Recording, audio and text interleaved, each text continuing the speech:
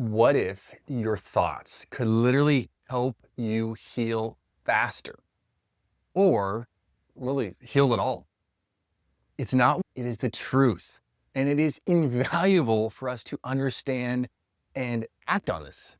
Often we get our food routine lined up, we get our exercise routine going, we get our sleep packs, we get our sauna, we get our cold plunges, we get our plastic surgery, maybe it's intravenous nutrition therapy, some other wild treatment, on and on. All the while completely neglecting what I would call the health magnifier, which is our mind.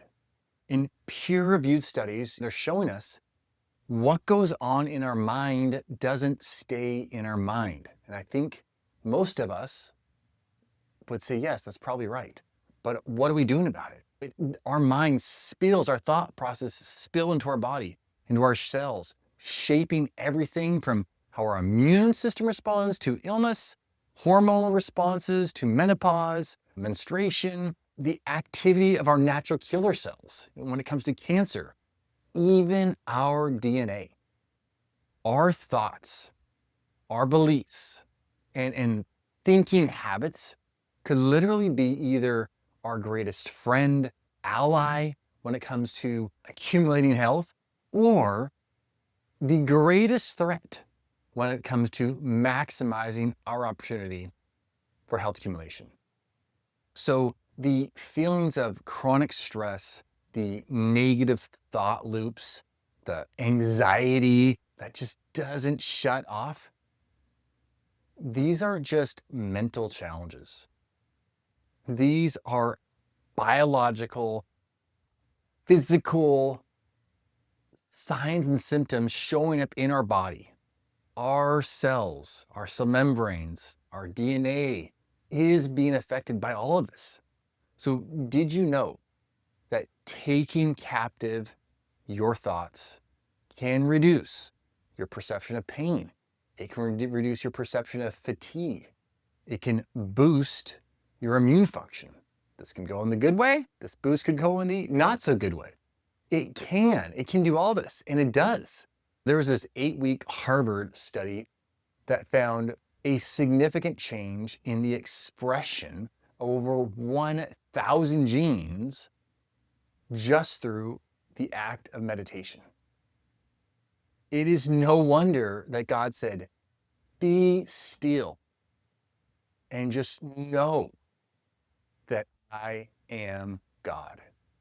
So when fear, doubt, worry are the loop we rehearse, the immune system gets revved up.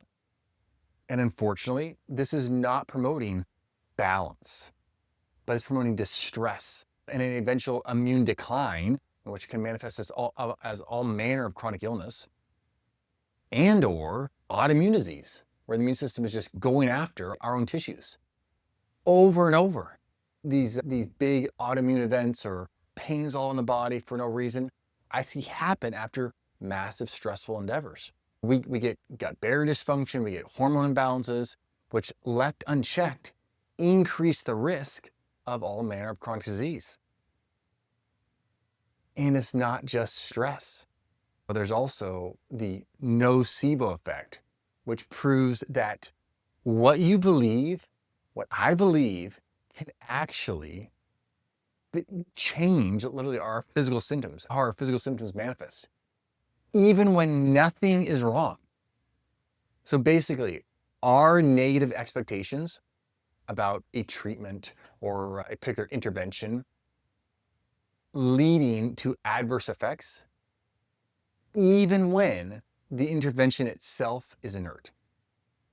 So this is why it is important, paramount, if you're going to undergo a therapy, that you have full faith in its benefits exceeding the risk of you undergoing this therapy.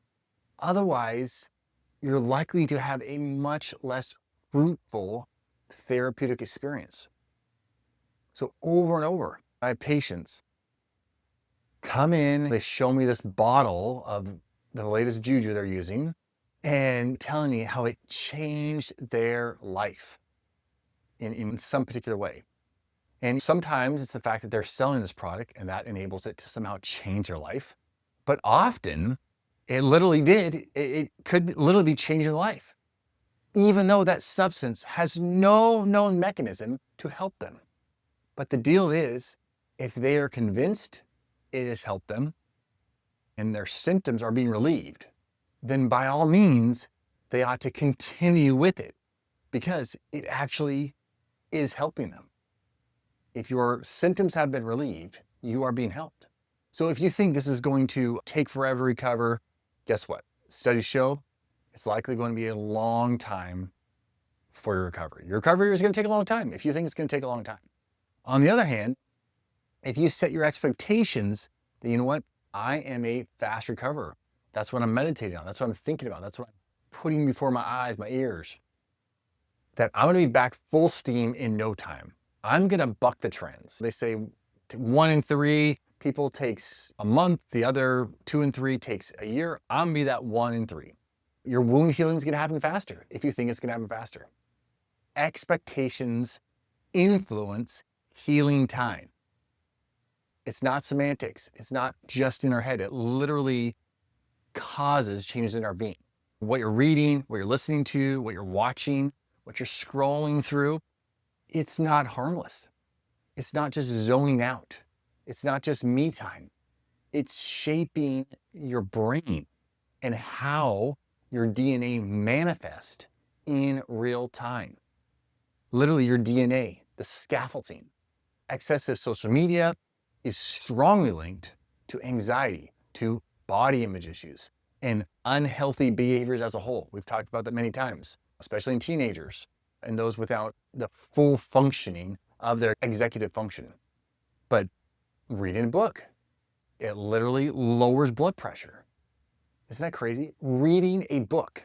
If instead of scrolling, and maybe you say, I have ADHD, I can't read a book, you could try.